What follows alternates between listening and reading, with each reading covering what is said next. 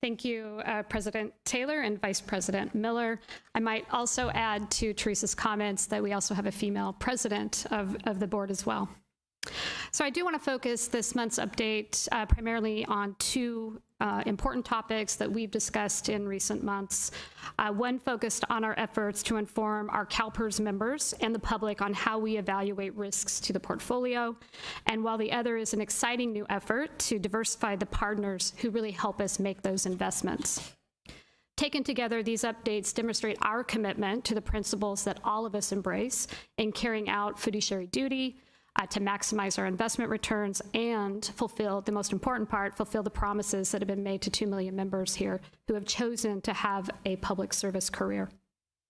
So my report in November did focus on our efforts to scrutinize investment risk around the lens of ESG. Those would be the environmental, social, and governance factors. Since then, we've worked really hard to try to explain what ESG is and what it really is not. And I think all of this fighting over what ESG is simply a result of not having a common definition. I frankly don't believe people know what they're fighting about. We hope that a recent perspective article that we had done on how CalPERS looks at ESG, how we define it, this is not a new strategy for us. We've looked at ESG principles and risk factors in the portfolio for well over a decade. And we hope that that perspective article would get some attention, and it certainly did. So our Office of Public Affairs recorded more than 650 messages from our CalPERS members, and the perspective is now distributed through email to almost 2 million of our members, so about 1.5 million where we have email addresses. Many of them were unhappy with anything that might involve ESG, a phrase, again, that's widely used, but also widely misunderstood. Let me thank our members. This is a really important part of engagement with our membership. Let me thank our members for writing to us, reaching out, sharing their thoughts. We do value their feedback and believe that it is an essential component to the success of the system. Members also told us they are concerned about what ESG has to do with their retirement benefits. And some of them told us to stop worrying about environmental issues and just focus on making money. And here's one of the big takeaways from this experience. We still have a lot of work to do. Again, back to defining what ESG is in terms of the way that the investment office looks at it, again, through that risk as well as an opportunity lens.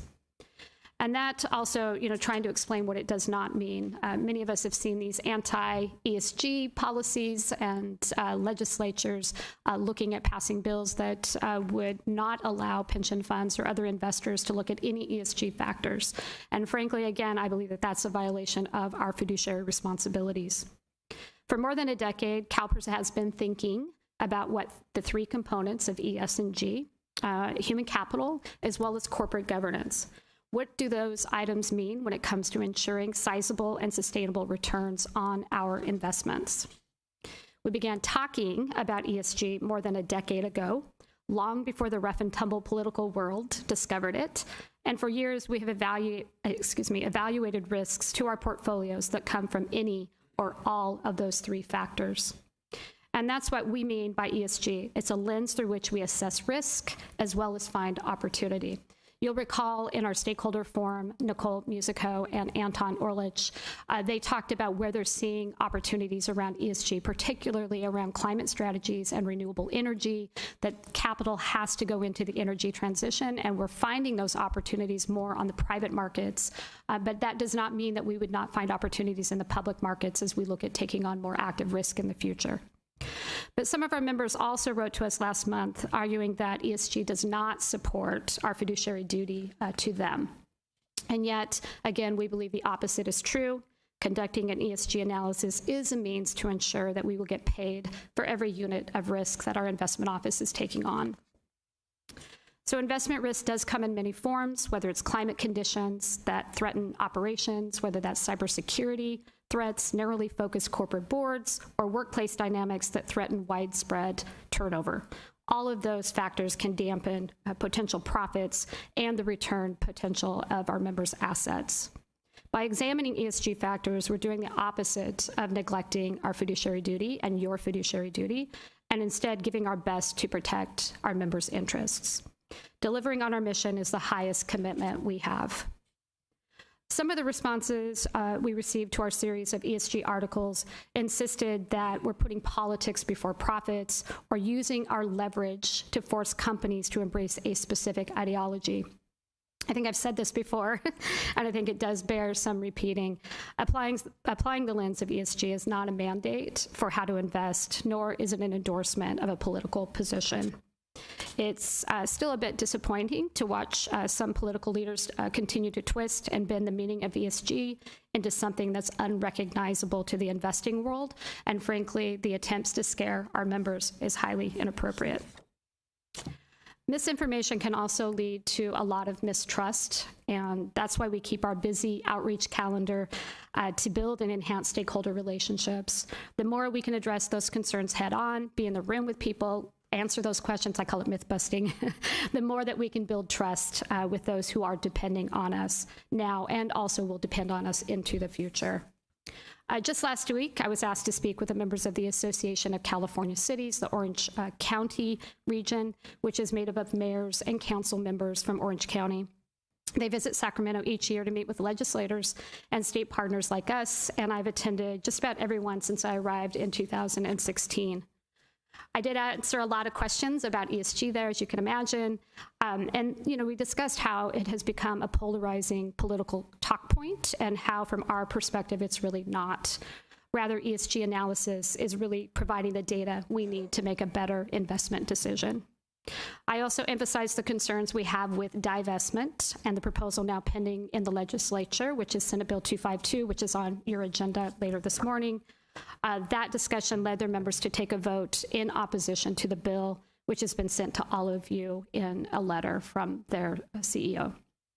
While we may not always agree, connecting with stakeholders is critically important, and I always appreciate that opportunity to make sure they're hearing accurate information on how we're actually managing the fund. These are diverse audiences, many perspectives, many political views, many different positions, and we really do value the chance to share information with them. And that brings me to one final item, which is an update on our upcoming investment event we're calling Catalyst.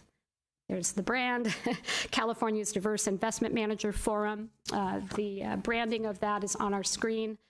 You can see the new logo on the monitors, and this is a refresh of the Diversity Forum under Nicole's leadership that we're holding again in conjunction with CalPERS, which was more, in the past it was really more educational, more aspirational, less about action, and we did receive a lot of feedback from people who were attending that event that we'd like to see a little more, activity being generated out of these discussions.